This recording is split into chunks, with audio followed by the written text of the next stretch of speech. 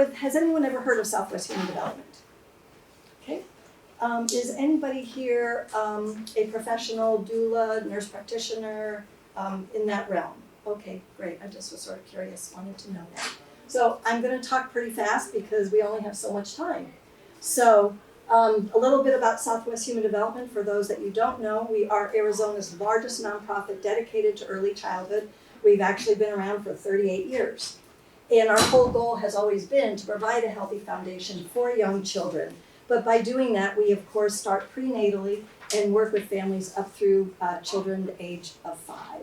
You can see that we are a huge organization, 900 staff, 40 programs. We serve 140,000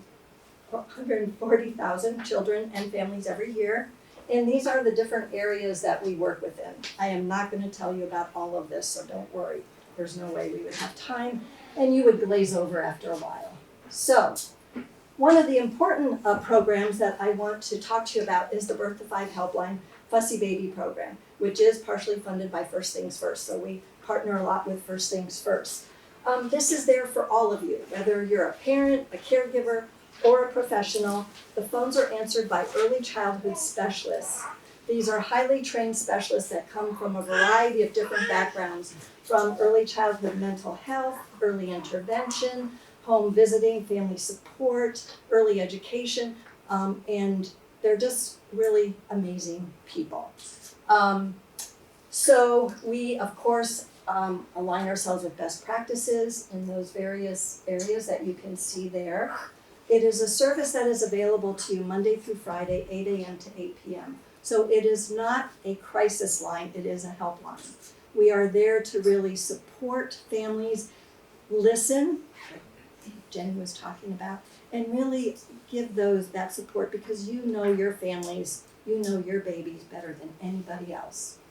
The other thing is that we act as a gateway to other services and resources throughout the state of Arizona. This is a statewide program, and our specialists are bilingual in Spanish. One point I want to make is the fussy baby service of the helpline, because it really fits with this 4th trimester.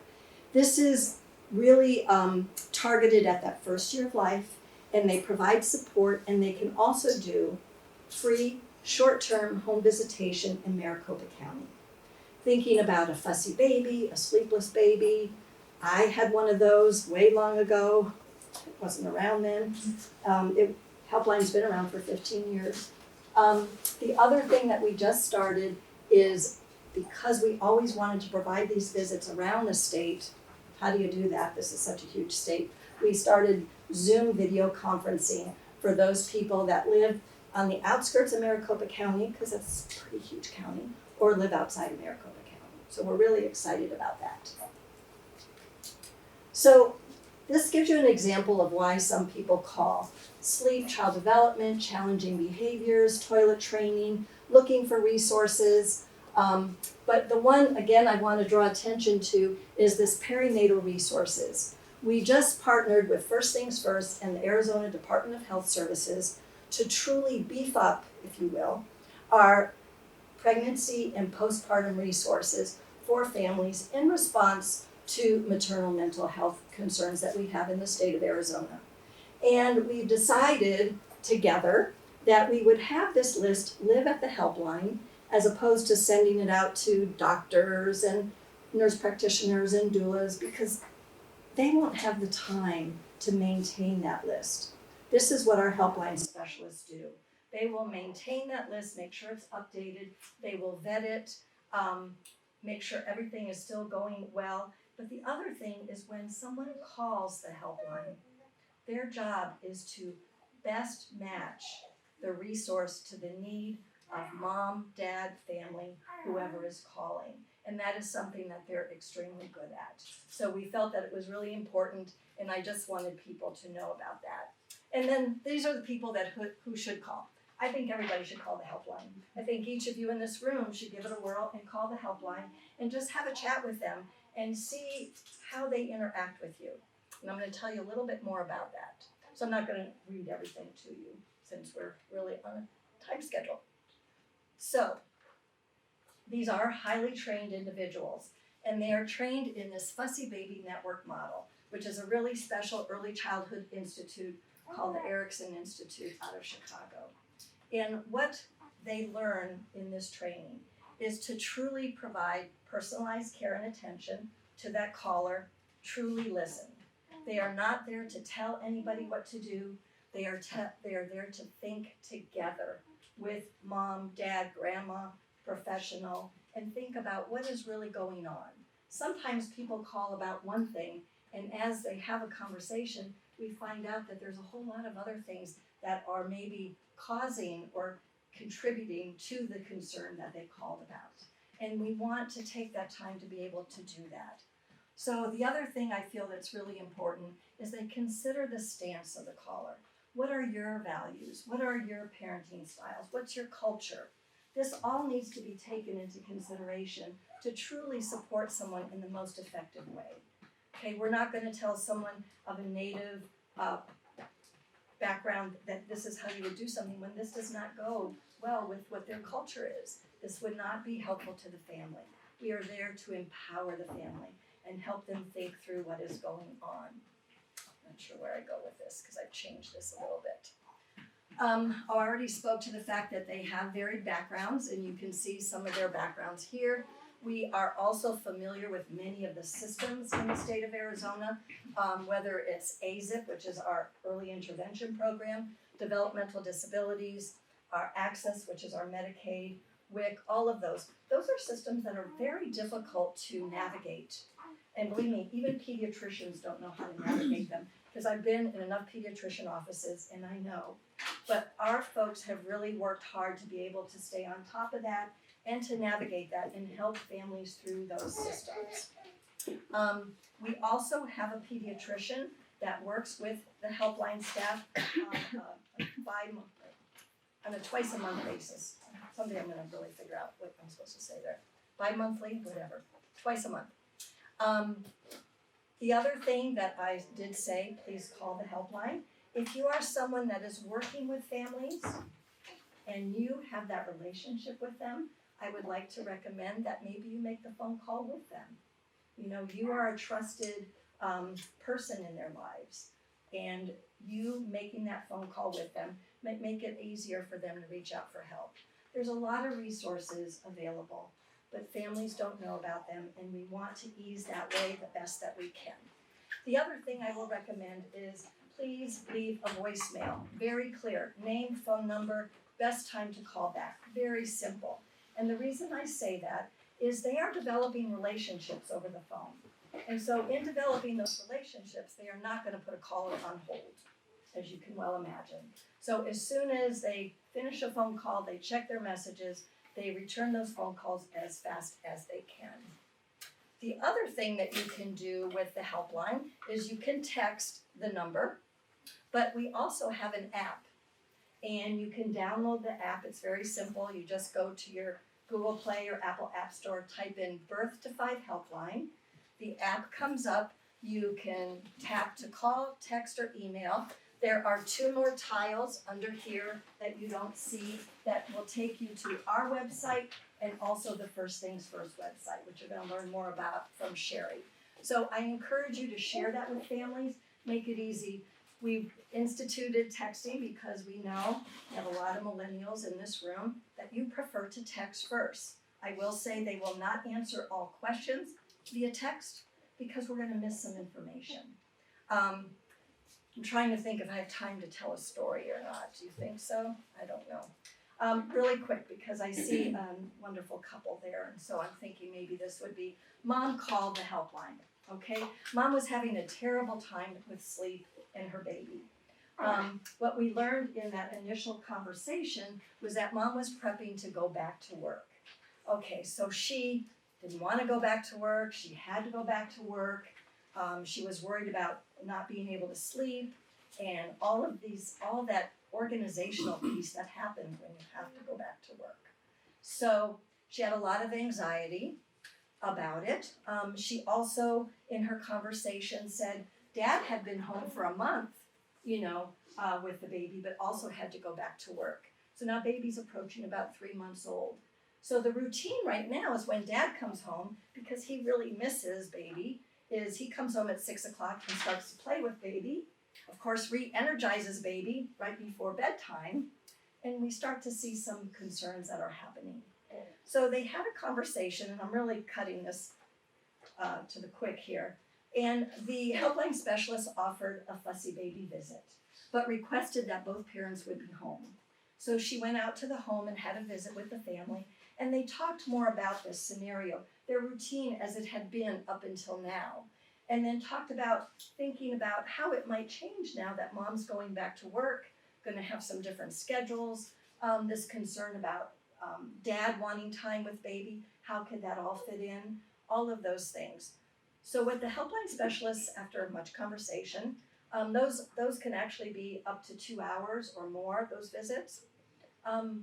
They talked about different strategies, but what she did is she left mom and dad to think together about how they feel about the changes that were happening, to think together about what could work for their family. And then a little bit later, a couple days or whatever, she did a follow-up phone call with mom and dad and asked, what was your resolution? And what they came up with for their own piece is that they started to think about what their schedules were going to be. So dad goes to work the earliest, so he would get baby up in the morning, play with baby, feed baby, let mom sleep a little bit longer. And then mom didn't work as long of hours, so she was home earlier, so the afternoon, early evening would be her time to be able to be with baby, feed baby, put baby to sleep, that type of thing. So it was a great solution, and this is the kind of work that they do. And then they did a follow-up call again to make sure that those strategies that mom and dad had come up with themselves really worked for the family. So I just sort of like that. It sort of gives you an idea of how their thinking is and how they really want to empower families. Okay, a few more things. We have family support programs.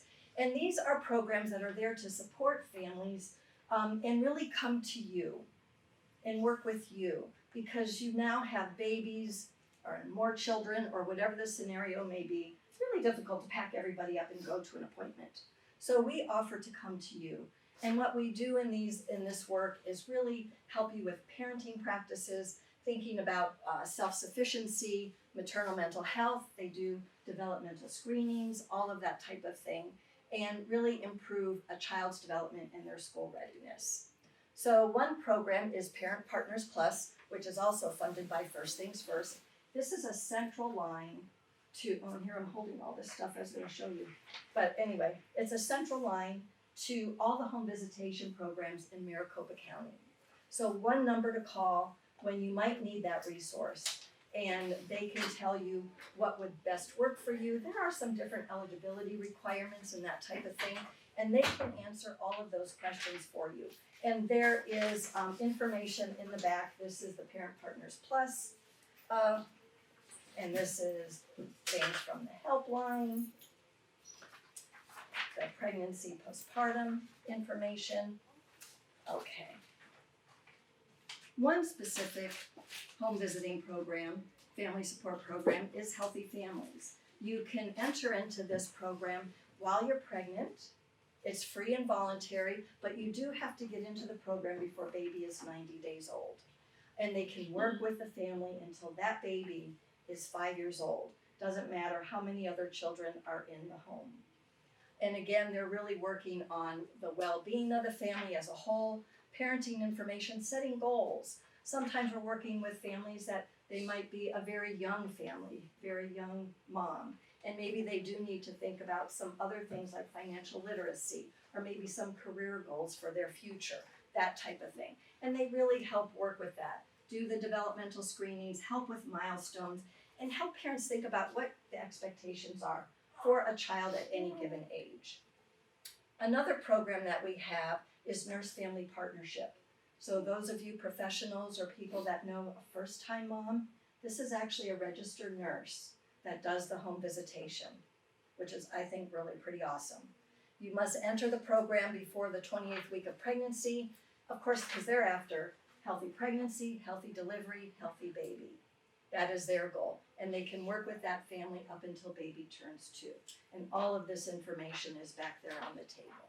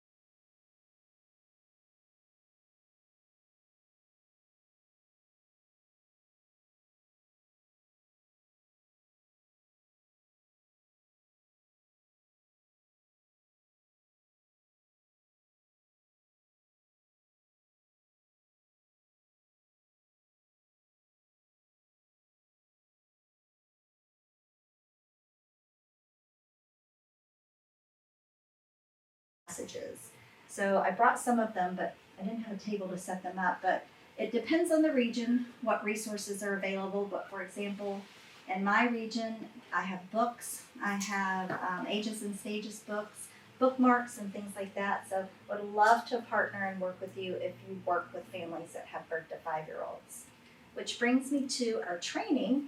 We have a training that we do. I've gone into pediatric their staff and providers and trained them because we have core messages like 90% of the brain develops by age 5 that go along with our what we call educational reinforcement items. So you can also discover ways to partner. So if you're in my region, please connect with me. If you're not in my region, I encourage you to connect with your region. So I have a sign-up sheet if anyone would like to sign up for more information, they're interested in a training or have any questions, and I can share that with Sandy as well so that she can connect with you as well. So if you're interested, please sign up. And I wanted to let you know that I also brought folders because Sandy and I have a lot of resources back there for you. So grab a folder. And then when you collect all the resources in the back, feel free to throw them all in a folder to make it simple for you. And I think what we wanted to do now is just ask if anybody had any questions about any of the programs or for Sandy or myself, if you want to know about your region.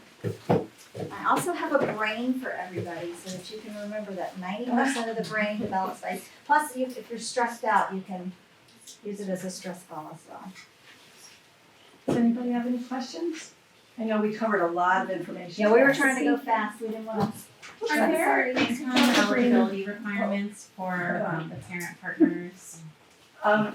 There all the eligibility requirements for those various, like let's say early head start, yes, early head start there is. For things like healthy families, no, there is not.